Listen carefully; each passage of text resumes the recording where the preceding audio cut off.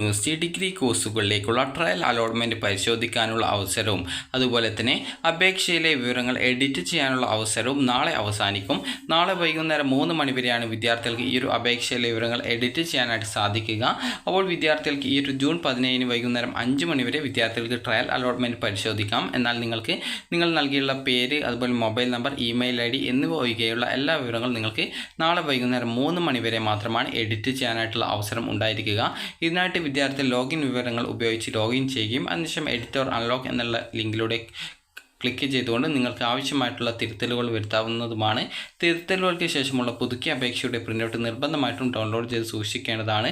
Edit or unlock button ഉപയോഗിച്ച് edit ചെയ്യാൻ ശ്രമിച്ച വിദ്യാർത്ഥികൾ അപേക്ഷ പൂർത്തീകരിച്ച് പ്രിൻ്റ് ഔട്ട് എടുത്തിട്ടില്ലെങ്കിൽ അലോട്ട്മെൻറ്റ് പ്രക്രിയയിൽ നിന്ന് പുറത്താക്കുന്നതായിരിക്കും. അതുപോലെ പ്രസ്തുത അപേക്ഷകൾ പൂരിപ്പിക്കുന്നതിനുള്ള അവസരം, ഈ ഒരു പ്രസ്തുത അപേക്ഷകൾ പൂർത്തിയാക്കുന്നതിനുള്ള അവസരം റെഗുലർ അലോട്ട്മെൻറ്റുകൾക്ക് ശേഷം മാത്രമാണ് കിട്ടുക.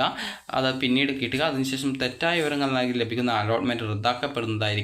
അപേക്ഷയിൽ തിരുത്തലുകൾ വരുത്തുന്നതിനുള്ള അവസാന അവസരമാണിത്. അതുകൊണ്ട് തന്നെ വിദ്യാർത്ഥികൾ നിങ്ങളുടെ ഓൺലൈൻ രജിസ്ട്രേഷൻ സമയത്ത് നൽകുന്ന മാർക്കുകൾ കൃത്യമാണെന്നും NSS, NCC, SPC, arts, scout and guides തുടങ്ങിയ വെയിറ്റേജ് സർട്ടിഫിക്കറ്റുകൾ +2 തലത്തിൽ ഉള്ളതാണെന്നും നോൺ ക്രിമിനൽ EWS സംവരണ വിവരങ്ങൾ എന്നിവ കൃത്യമാണെന്നും ഉറപ്പുവരുത്തേണ്ടതാണ്. 2023-24 വർഷങ്ങളിൽ VHSC NSQ സ്കീമിൽ +2 പാസ്സായ വിദ്യാർത്ഥികൾ NSQF ബോർഡാണ് അപേക്ഷയിൽ രേഖപ്പെടുത്തിയിട്ടുള്ളത് എന്നുള്ള കാര്യവും വിദ്യാർത്ഥികൾ പ്രത്യേകം ഉറപ്പുവരുത്തേണ്ടതാണ്.